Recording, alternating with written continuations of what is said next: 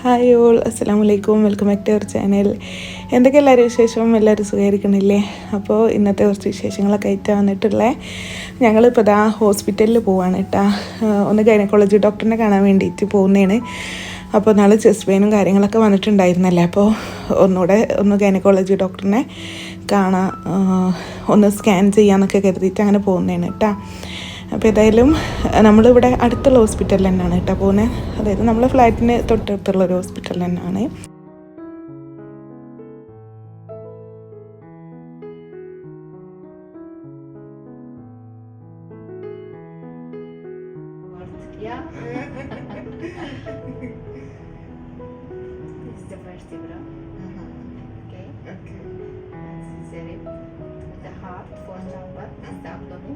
The stomach of the baby. The stomach is the bladder of the baby. What about the weight, ma'am? Okay, അങ്ങനെ നമ്മളെ ബേബിനൊക്കെ കണ്ടു. എല്ലാം അൽഹംദുലില്ലാഹ് നോർമലാണ്, കുഴപ്പമൊന്നുമില്ല. പിന്നെ എൻ്റെ ബ്ലഡ് ടെസ്റ്റ് ഒരു 2 days മുന്നേ എങ്ങാനും ചെയ്തിട്ടുണ്ടായിരുന്നു കേട്ടോ. അതൊക്കെ അൽഹംദുലില്ലാഹ് നോർമൽ തന്നെയാണ്, വേറെ പ്രശ്നമൊന്നുമില്ല. പിന്നെന്താ, അത്രയൊക്കെ തന്നെ. അപ്പോൾ ഏതായാലും ഇവിടെ ഡോക്ടേഴ്സൊക്കെ മാഷാഅല്ലാഹ് ഭയങ്കര ഫ്രണ്ട്ലിയാണ് കേട്ടോ. അപ്പോൾ ഞാൻ കാണിക്കുന്നത് സുലൈഖയിലാണെന്നുണ്ടെങ്കിലും നല്ല ഡോക്ടറാണ് കേട്ടോ മാഷാഅല്ലാഹ്. ഡോക്ടർ സമ എന്ന് പറഞ്ഞിട്ടുള്ള ഡോക്ടറാണ് കേട്ടോ. എൻ്റെ ഗൈനക്കോളജി സുലൈഖയിൽ നല്ല ഡോക്ടറാണ് മാഷാഅല്ലാഹ്, അടിപൊളിയാണ്. അതായത് ഭയങ്കര ഫ്രണ്ട്ലി ആയിട്ട് നമുക്ക് എല്ലാതും പറഞ്ഞു തരുന്ന അങ്ങനത്തെ ഒരു ഡോക്ടറാണ്. ഇപ്പോൾ നമ്മൾ കാണിച്ച ഡോക്ടറിനും നല്ല ഉഷാറായിരുന്നു കേട്ടോ, നല്ല ഡോക്ടറായിരുന്നു. എല്ലാതും നല്ല ഡീറ്റെയിൽ ആയിട്ട് പറഞ്ഞു തന്നു. പിന്നെന്താ,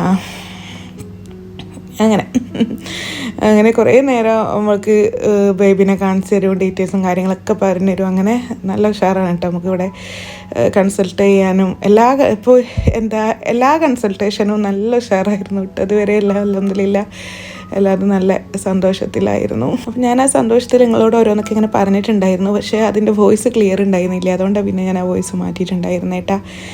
പിന്നെ ഞാൻ ഇക്കാനങ്ങനെ വെയിറ്റ് ചെയ്തിരിക്കുന്നുണ്ടായിരുന്നു, എനിക്കൊന്ന് പുറത്ത് പോയിട്ടുണ്ടായിരുന്നു.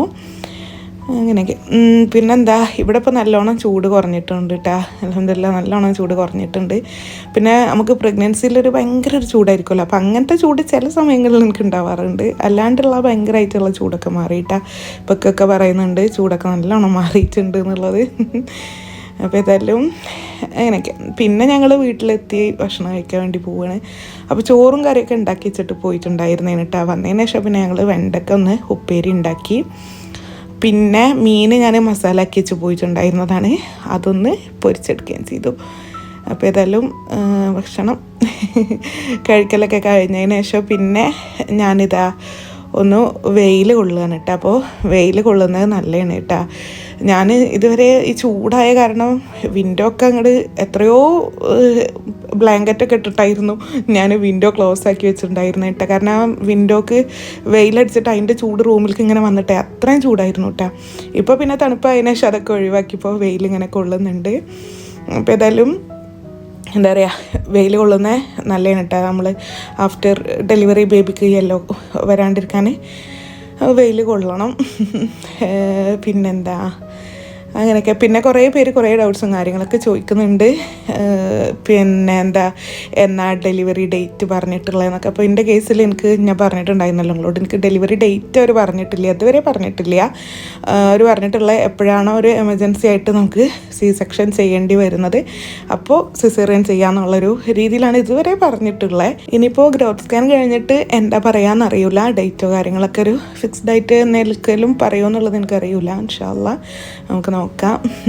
ഇപ്പോൾ ഏതായാലും ഇക്കതാ എനിക്ക് ബെഡ്ഷീറ്റൊക്കെ ഒന്ന് വിരിച്ച് തന്നിട്ടുണ്ട്. അപ്പോൾ ഈ ബെഡ്ഷീറ്റ് ഇതാ എനിക്ക് സാവി ഹോം കൺസെപ്റ്റ് എന്ന് പറയുന്ന ഈ ഒരു സ്റ്റോറിൽ നിന്ന് അയച്ചു തന്നിട്ടുള്ളതാണ്. അവർക്ക് സ്റ്റോർ ഉണ്ട് കേട്ടോ, കോഴിക്കോട് നടക്കാവ് സ്റ്റോറും വരുന്നുണ്ട്. അപ്പോൾ നിങ്ങൾക്ക് അവിടെ പോയിട്ടും വാങ്ങിക്കാം. അല്ലാത്തവരാണെന്നുണ്ടെങ്കിൽ ഞാൻ ഈ കൊടുത്തിട്ടുള്ള നമ്പേഴ്സ് ഉണ്ടല്ലോ, ഇതിൽ കോൺടാക്ട് ചെയ്യുക. ഇൻസ്റ്റ ഉള്ളവരാണെന്നുണ്ടെങ്കിൽ ഇൻസ്റ്റയിൽ നോക്കിയിട്ടുണ്ടെങ്കിൽ അവരെ കുറേ അവരുടെ പേജിൽ കുറേ ഫോട്ടോസും കാര്യങ്ങളൊക്കെ ഉണ്ട്. അപ്പോൾ എനിക്ക് കുറേ ബെഡ്ഷീറ്റും വാട്ടർ പ്രൂഫ് ബെഡ് പ്രൊട്ടക്ടറും അങ്ങനെയുള്ള കുറേ കാര്യങ്ങൾ എനിക്ക് അയച്ചു തന്നിട്ടുണ്ട്. അപ്പോൾ ഇനി ഇൻഷാ അല്ലാഹ് ഞാൻ വേറെ വീഡിയോയിലൊക്കെ കാണിക്കുന്നുണ്ട് കേട്ടോ. അപ്പോൾ നല്ല നല്ല കളക്ഷൻസ് ഉണ്ട് ഓരോരുത്തർ, എൻ്റെ ഫ്രണ്ടുമാണ്. അപ്പോൾ എന്തായാലും നിങ്ങൾ വാങ്ങിച്ചു നോക്കി, നല്ല ക്വാളിറ്റി ഉള്ള നല്ല അടിപൊളി പ്രൊഡക്ട്സ് ആണ് കേട്ടോ മാഷാല്ല. പിന്നെ പ്രഗ്നൻസി പില്ലൊക്കെ അവരുടെ അടുത്തുണ്ട് കേട്ടോ, ബേബി പ്രൊഡക്ട്സ് ഒക്കെ ഉണ്ട്. അപ്പോൾ ബേബി ബ്ലാങ്കറ്റും കാര്യങ്ങളൊക്കെ ഉണ്ട്. അപ്പോൾ നിങ്ങൾക്ക് വേണ്ടിയവരാണെന്നുണ്ടെങ്കിൽ അവരെ കോൺടാക്ട് ചെയ്ത് നോക്കിയാൽ മതി കേട്ടോ. എന്തായാലും നല്ല പ്രൊഡക്ട്സ് ആണ്.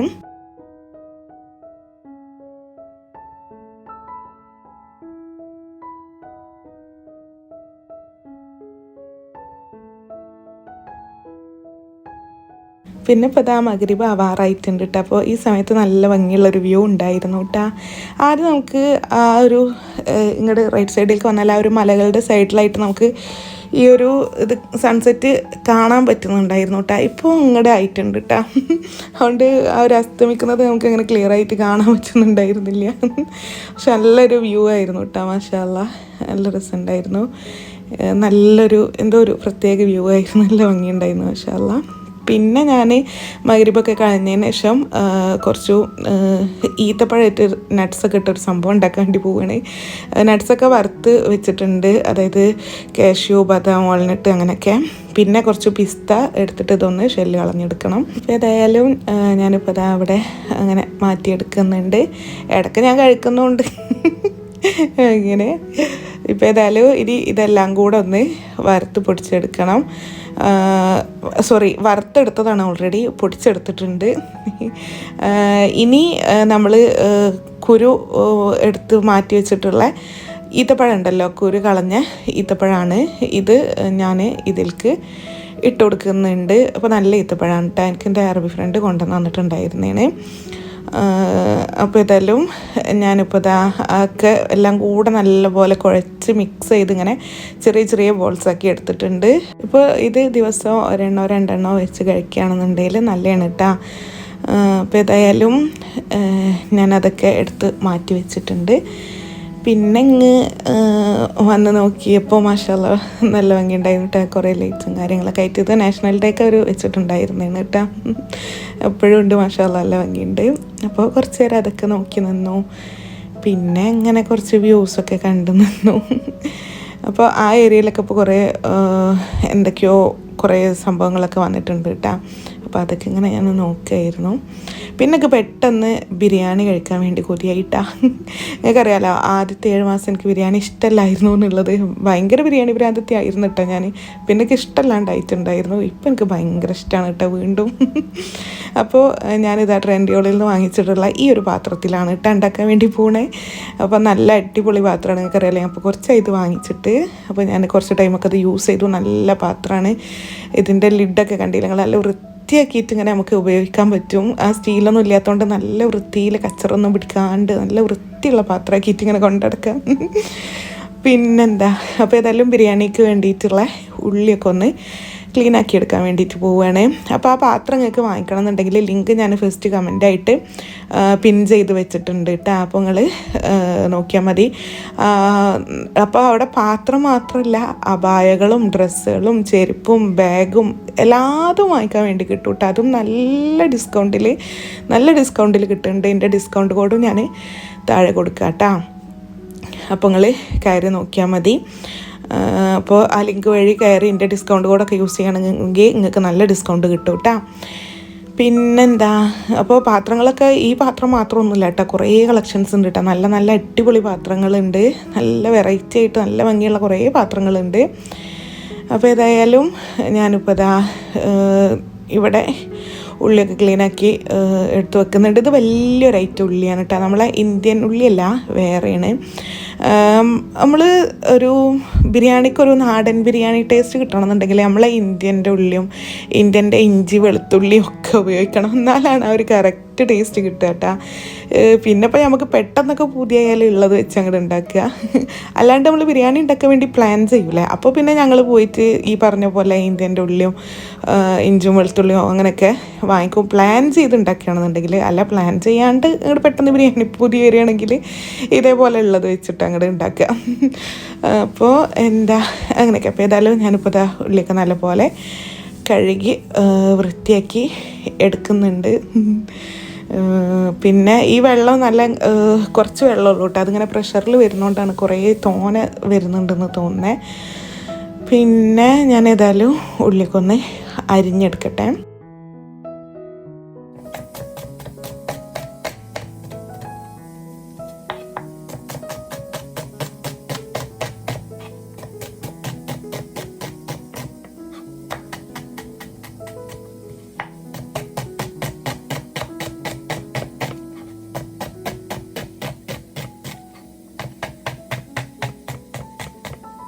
പിന്നെ ഏതായാലും ഉള്ളി ഒന്ന് വഴറ്റാൻ വേണ്ടി ഇടാം.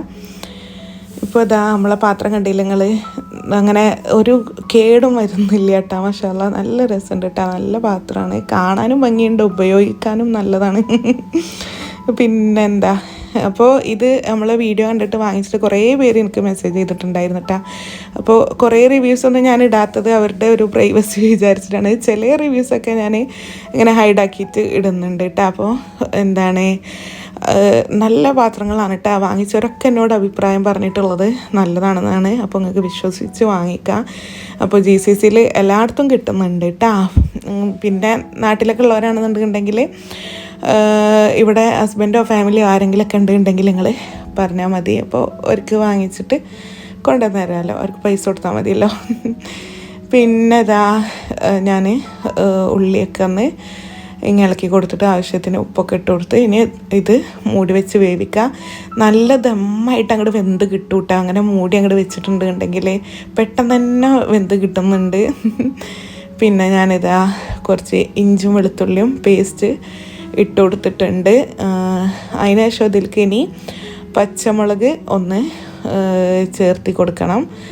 പച്ചമുളക് ഇതേപോലെ അരച്ചിട്ട് ഞാനിതാ ചേർത്തി കൊടുത്തിട്ടുണ്ട്. പിന്നെ ഇനി ഇത് ഒന്നുകൂടെ ആ ഒരു പച്ചമുളകിൻ്റെ ഇഞ്ചും വെളുത്തുള്ളിൻ്റെ ഒക്കെ ഒരു പച്ചമണം പോകുന്ന വരെ ഒന്ന് മൂടി വെച്ച് കൊടുക്കുക. അതിനുശേഷം ഇതിലേക്ക് തക്കാളി ഇട്ട് കൊടുത്തിട്ടുണ്ട്. തക്കാളി ഇട്ട് കൊടുത്തപ്പോഴാണ് തക്കാളി കുറച്ച് കൂടിപ്പോയല്ലോ എന്നൊക്കെ മനസ്സിലായത്. ഇനിയിപ്പോൾ ഏതായാലും കുഴപ്പമില്ല, അവിടെ കിടക്കട്ടെ എന്ന് കരുതി. പിന്നെ ഞാനിതാ മട്ടൻ വേവിച്ച് വെച്ചത് ഉണ്ട്, അതൊക്കെ അതിലേക്ക് ഇട്ട് കൊടുത്തതിന് ശേഷം പിന്നെ ഞാൻ നെയ്ച്ചോറ് ഉണ്ടാക്കാൻ വേണ്ടിയിട്ട്, നെയ്ച്ചോറല്ല ഞാനിങ്ങനെ വെള്ളത്തിൽ നിന്ന് ഊറ്റിയെടുക്കുക ചെയ്യുന്നത്, വറ്റിച്ചെടുക്കുകയല്ല ചെയ്യുന്നത് കേട്ടോ. ഒരു ഹാഫ് വേവിൽ ഒന്നിങ്ങോട്ട് ബോയിലാക്കിയിട്ട് ഹാഫ് വേവിൽ ദമ്മിട്ട് കൊടുക്കുക ചെയ്യുക. നമ്മൾ ഈ പാത്രത്തിൽ കിടന്ന് നല്ല വെന്ത് കിട്ടും കേട്ടോ. വേവിലെന്നുള്ളൊരു ഡൗട്ടും വേണ്ട. ഇപ്പോൾ ഇതാ മട്ടനും മസാലയും എല്ലാം കൂടെ അവിടെ കിടന്നാവുന്നുണ്ട്.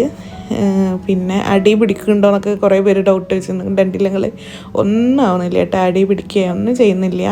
ഇനി ഞാൻ ബിരിയാണിയൊക്കെ ദമ്മിട്ട് കഴിഞ്ഞതിന് ശേഷം ഞങ്ങൾക്ക് കാണിച്ചിട്ടുണ്ട്. കാരണം നമ്മൾ സ്റ്റൗ അത്യാവശ്യം ഒരു ഫ്ലെയിം കുറച്ച് വെച്ചാലും അത്യാവശ്യം ഫ്ലെയിം ഉള്ളൊരു സ്റ്റൗ ആണ് കേട്ടോ.